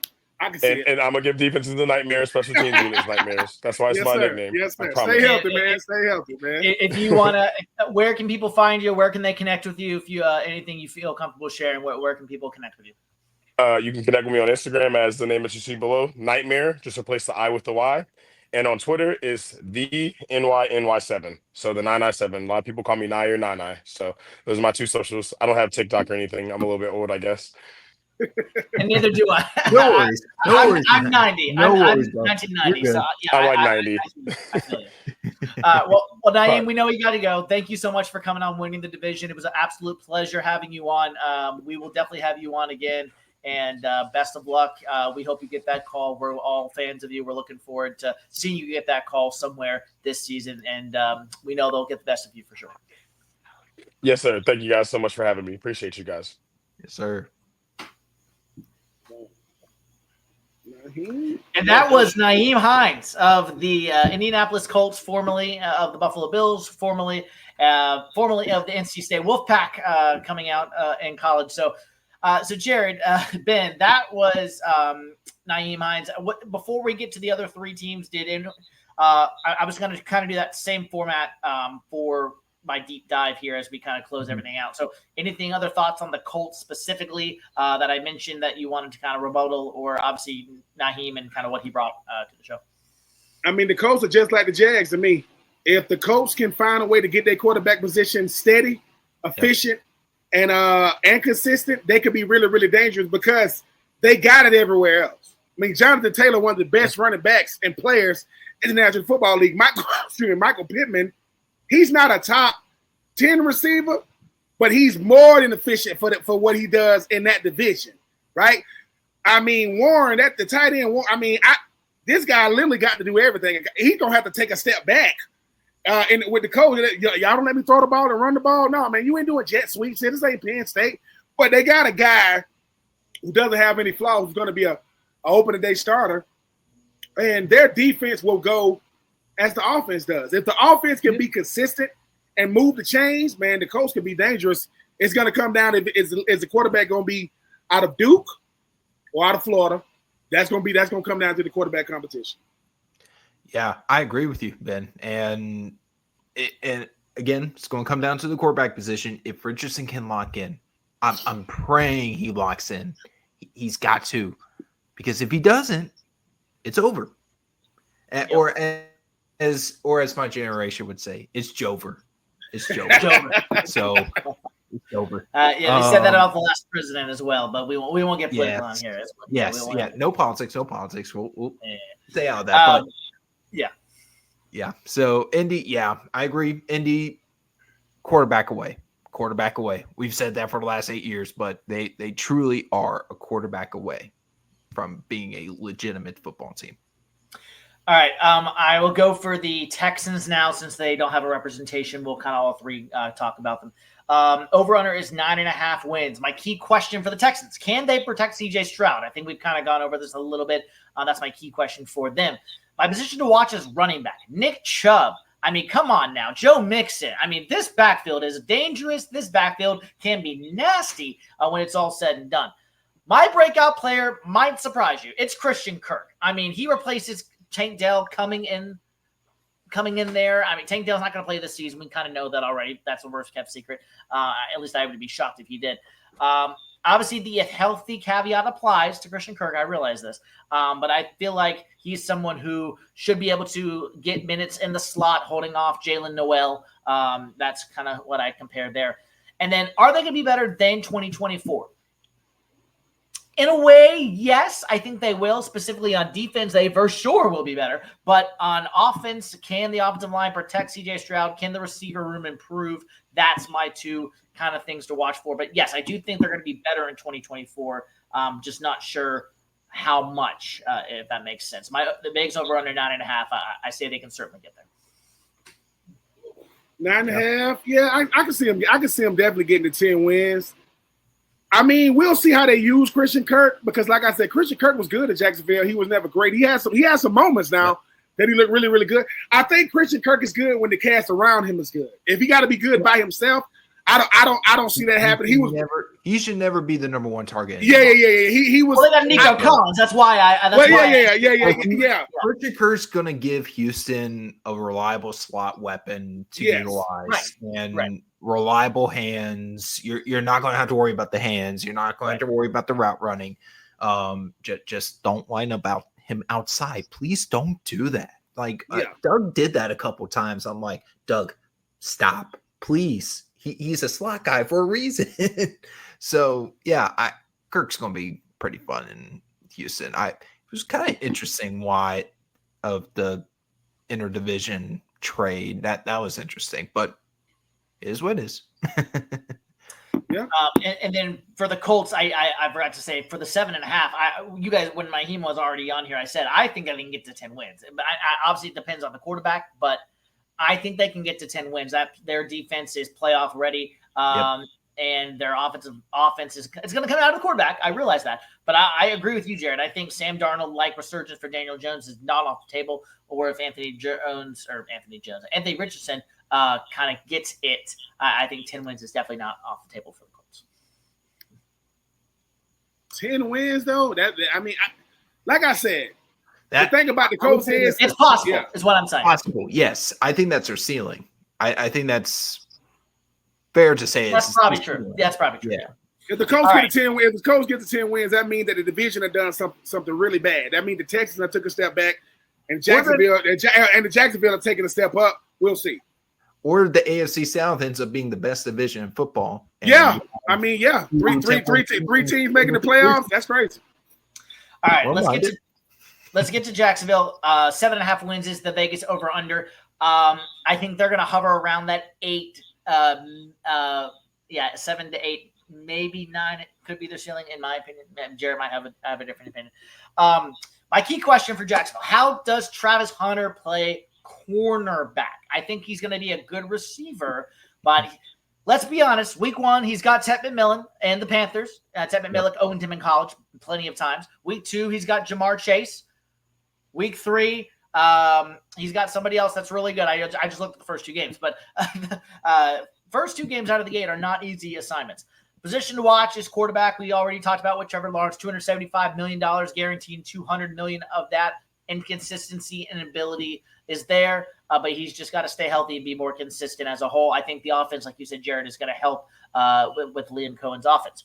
My breakout player for the Jacksonville Jaguars is not Evan Ingram because he's no longer there. That would be their other tight end, Britton Strange. That is my breakout player. That was my choice too. That's perfect. Yeah, consistently gives tight ends in this offense. Liam Cohen does a chance to succeed, and I think Strange is going to do that for the Jaguars. And then will they be better than 2024? Yes, because it's hard to be worse than they were in 2024. Now, I will say this. Do we know that James Gladstone is just going to be this really good GM? We don't know that. Travis Hunter, that was a huge trade with the Browns to get Travis Hunter. And so we're going to have to see how this goes. I mean, this could either be the best thing that ever happened to the Jacksonville Jaguars, or it could blow up in Gladstone's face and it won't be good at all. So it'll be very interesting to see how Travis Hunter does, not just this year, but years down the road after the NFL has tape on him as well. And then we also mentioned the defensive coordinator coming over, Anthony Campanelli, as well, who should modernize that woeful defense of the Jaguars as well. And they're going to be a lot better there. He had time working for, I believe it was Vic Fangio, Brian Flores, among some other names as well. And so anyway, so that's kind of my quick breakdown on Jacksonville and my key thoughts there. Yeah, Jacksonville's a team that I'm excited about this season. And to your point about Travis Hunter, I want to touch on that real quick. He will be the number 2 wide receiver in this offense. I don't think that's any secret. Or number 2 receiver in the offense. Yeah, for sure. And he is so exciting to watch. And from talking to my editor, John Shipley, who has been at OTAs and mini camp, just seeing him in person, he's like, dude, this is the real deal. It'll be interesting how they deploy him at cornerback. People are saying he has Olympic level stamina to the point because we've seen him play both sides of the football full time, and he keeps on going. I was listening to that same podcast Lawrence was on the other day, and he was saying like Hunter would they would miss on a route on a 50-yard post, and Hunter would come back to the huddle and be like, let's run it again. Let's run it again. And he'd do it full speed, same way, and they hit it the second time. And it just goes to show how incredible his stamina and his athleticism is for such a young player and for the type of player he could be. I think he's going to rotate on the outside with guys like Monteric Brown or Buster Brown and Jarian Jones. So you'll see a rotation on the outside there. But I don't think he's going to be necessarily the true number 2 corner or the true number 1 corner per se. Tyson Campbell will likely lock up with Ted McMillan most of the time in week 1. So I'm looking forward to that matchup as well. But if the Jaguars find a way to get him a ton of snaps on both sides of the ball and he continues to play at the level he did at Colorado, this is one of the most unique players in not just the NFL, but this is a transcendent player that can represent a sport to levels we haven't seen before and put Jacksonville on the map in ways we've never seen before as well. So that's something I'm really excited about. One of the questions you had sent to me was a player within the division I want on my team.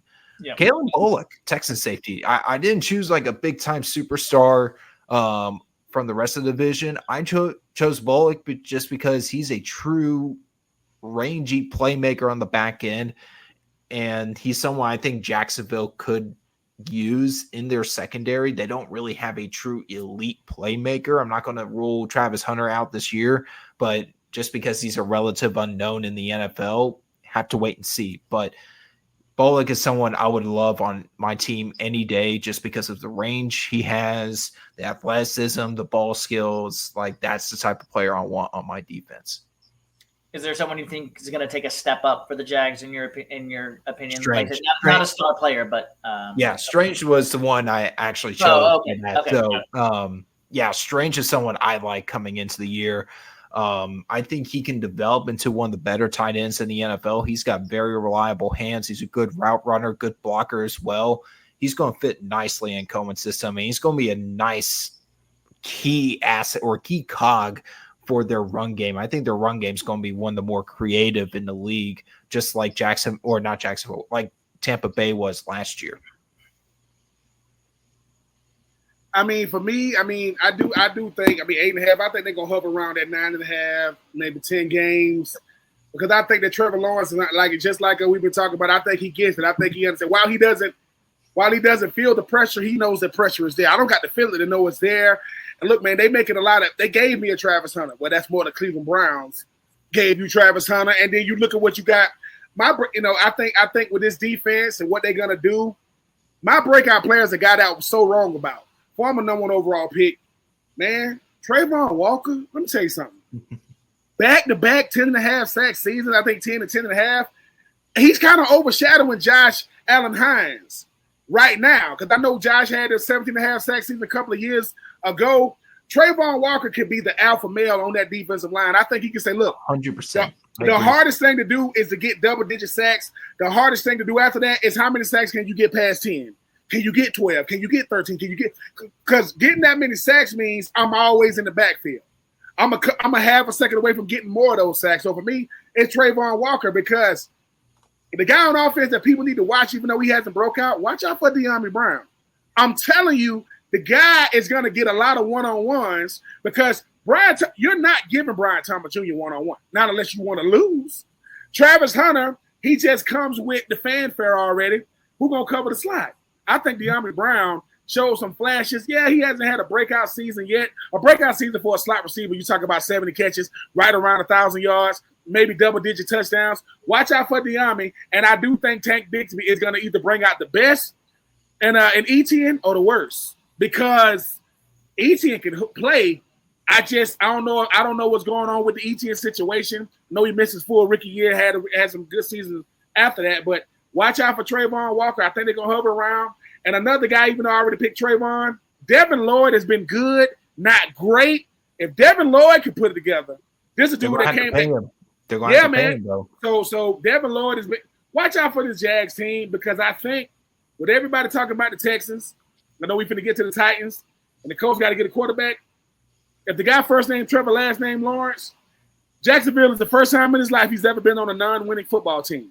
Won in high school, see what he did at Clemson. This is the first time he go, we got to figure it out. And we're going to give him a mulligan for his rookie year because nobody should have to live through that with Urban Meyer. If Urban Meyer is one of the greatest college coaches of all time, he's in line for being the absolute worst NFL coach to ever get hired because he didn't even finish the season.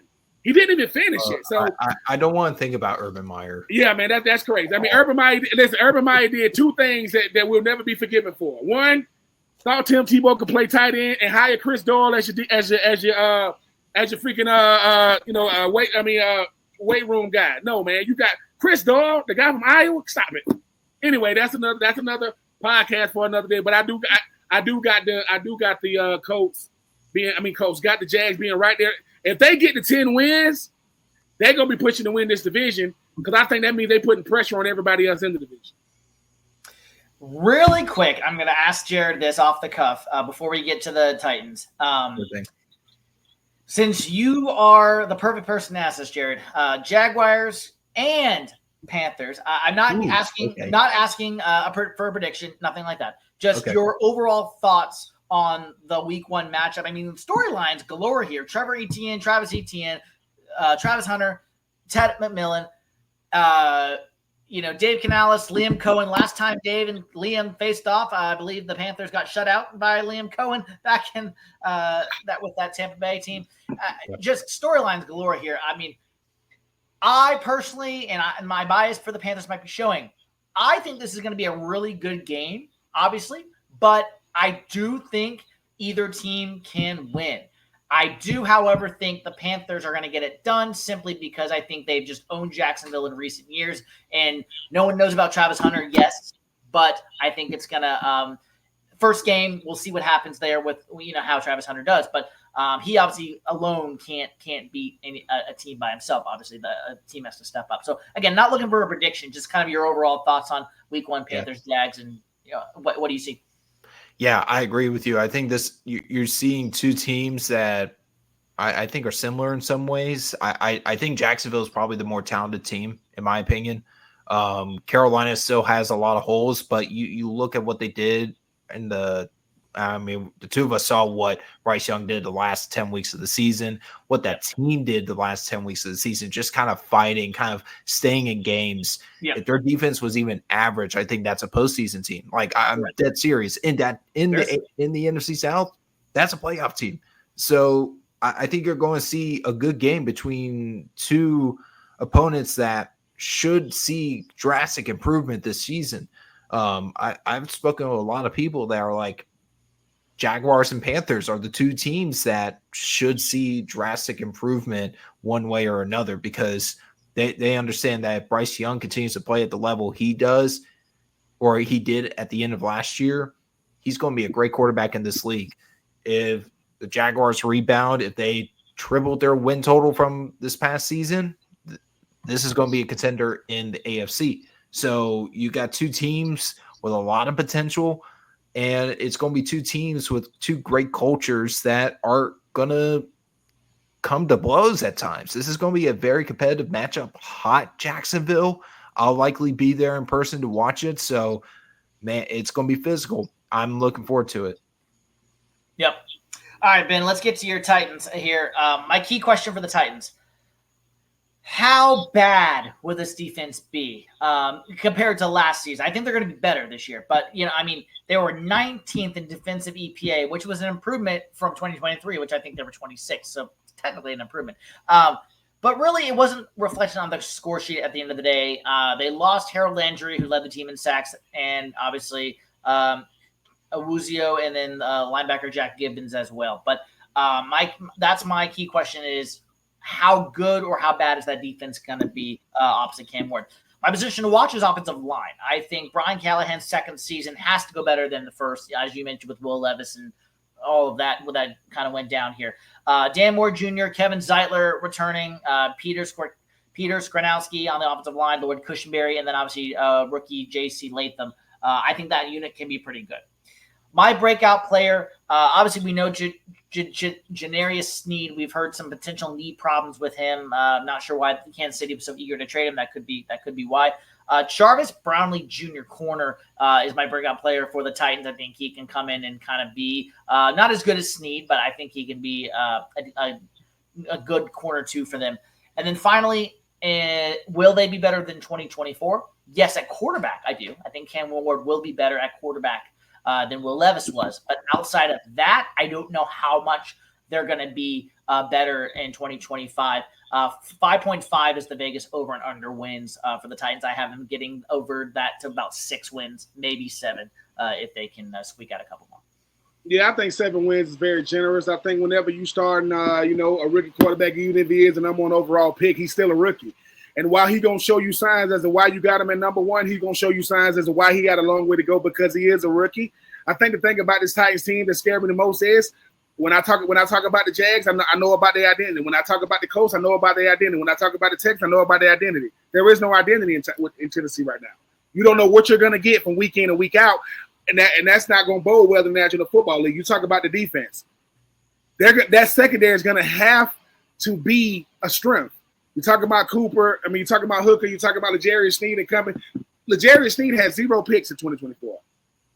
That means that means these quarterbacks aren't afraid to throw at you at all. Now, I'm not saying that picks got to be the barometer, but he had picks every year when he was in Kansas City. I remember when they got him from Kansas City. You bringing a Super Bowl winning mentality to a team that, ain't even making the playoff, let alone trying to play for Super Bowls. To me,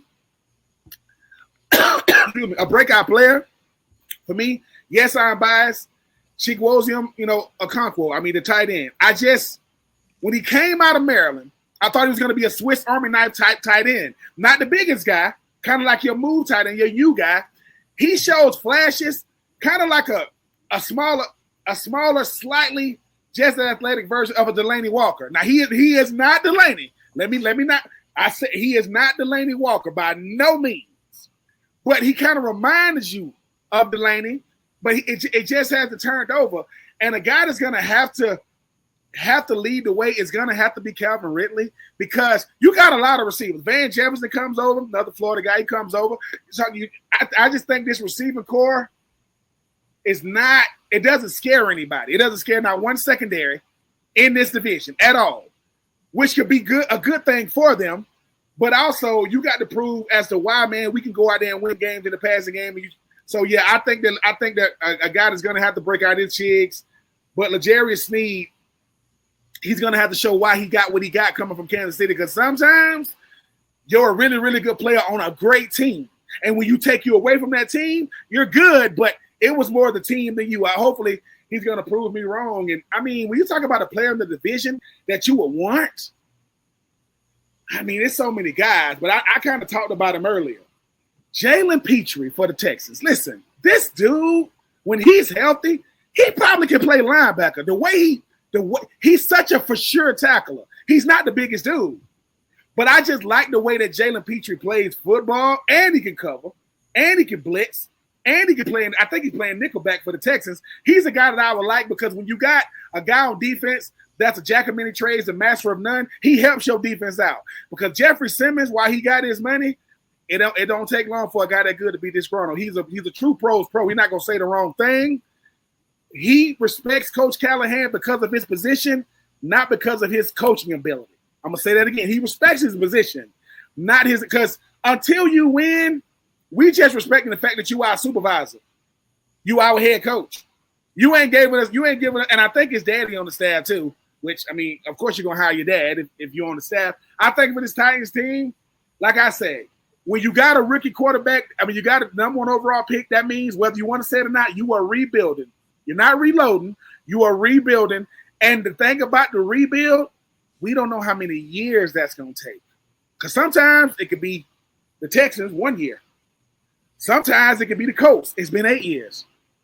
You know what I'm saying? Who knows? So I think for me, I just want to see – I want to see them protect the young quarterback, play fundamental, complementary defense, and put some pressure on these defenses with your offense, because I don't know what the Titans going to be yet. I'm sorry, man. I know we live in a social media world to where I can see Cam Ward at Miami with all these receivers with his helmet on. That don't mean nothing, man. You ain't got on no pads. You can look real good in shorts.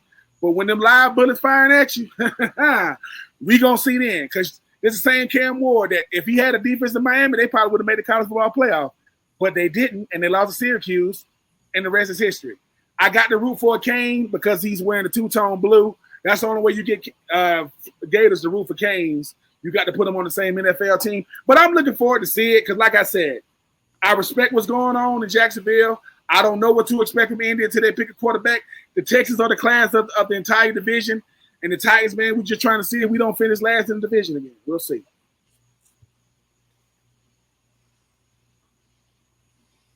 Any thoughts, Jared, of the Titans?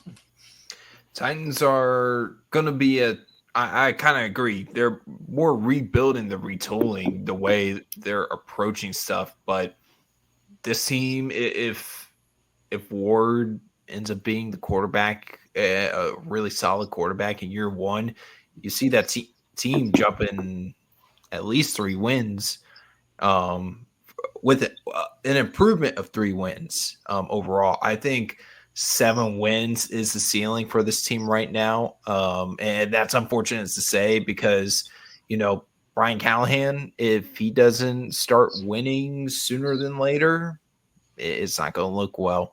So this may be more like the rebuilding coaching staff, and then they're going to maybe try to transition to a coaching staff that wants to really get going on building the Titans into a contender at some point down the line. But this is a team that I think will be probably picking in the top 10 again next year, unfortunately, but they will have a much higher ceiling because of Cam Ward.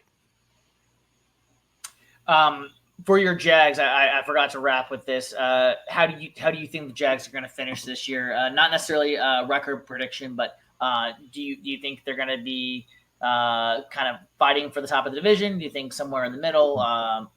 What are your thoughts on? I think they'll be fighting for the top of the division. I think this team is ready to pounce with Liam Cohen as head coach and offensive play caller, defensive coordinator Anthony Campanelli is someone that the players on the team love, like the way he is so feisty as a coach to his players. Like the players really gravitate to that.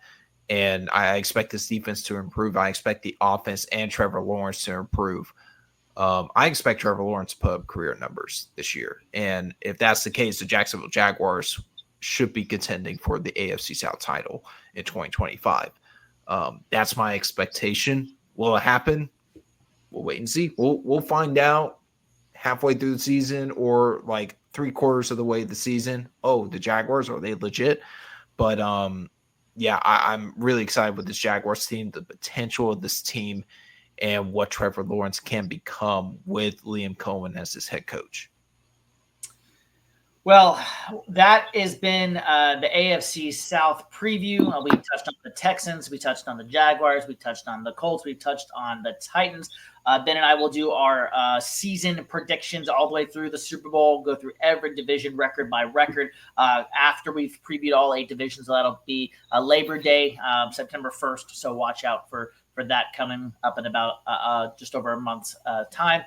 But this has been Winning the Division, episode 53, AFC South preview with Jared Feinberg, with Nyheim Hines, former Indianapolis Colts player, and former Titans tight end Ben Troupe.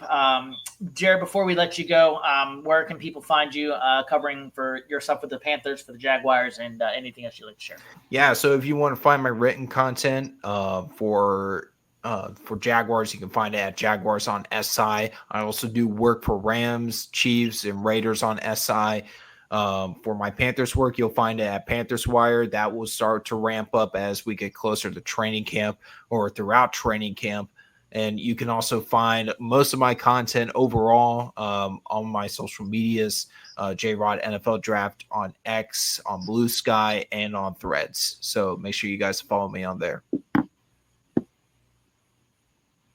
Jared, man, we appreciate you coming through, man. You didn't have to tell me when you was born, though. You guys don't got to do that. No. You don't got to do that. You know what I'm saying? Because a funny story, real quick, was when me playing tight end at the University of Florida, wearing number 84, obviously Kyle Pitts. I also played tight end at Florida, wearing number 84. So when he got drafted, and they thought he was going to be the highest drafted tight end. They was like, hey Ben, do you want to do his voiceover? I'm like, yeah, I'd love to do like his voiceover. So they sent me like the script of what I had to do, and I sent it back over to them. And I said, by the way, when was Kyle Pitts born? They was like, oh, Kyle Pitts was born in 2000. I was like, I graduated high school in 2000. I probably shouldn't ask that. Thank you. Well, I appreciate you guys, man. I hope and I've never met Kyle Pitts in person, which I hope to do it here soon one day. But no, man, we appreciate you. You guys, who did you say you be writing with? I think you said Jordan. What's his name? John Shipley. John Shipley. I'm sorry. I know about John. You guys do a really, really good job down there with the Jags. Obviously, I work with a lot of you guys down there covering, talking about the Jags. And I know good people when I see them, and you guys do a really, really good job. I hate to say it, what y'all do. It's like, their coverage is good. They do a good job. You know what I'm saying? But I know you guys got a new stadium coming to Jacksonville soon. And, hey, man, if Trevor Lawrence can put it together, forget the AFC South. The league should be very, very, very, very, very worried because he's going to unleash a lot of frustration with everything he's dealt with up until this point. If he puts it together, I know everybody want to talk about Josh Allen, Joe Burrow, Lamar Jackson, Justin Herbert, as they should.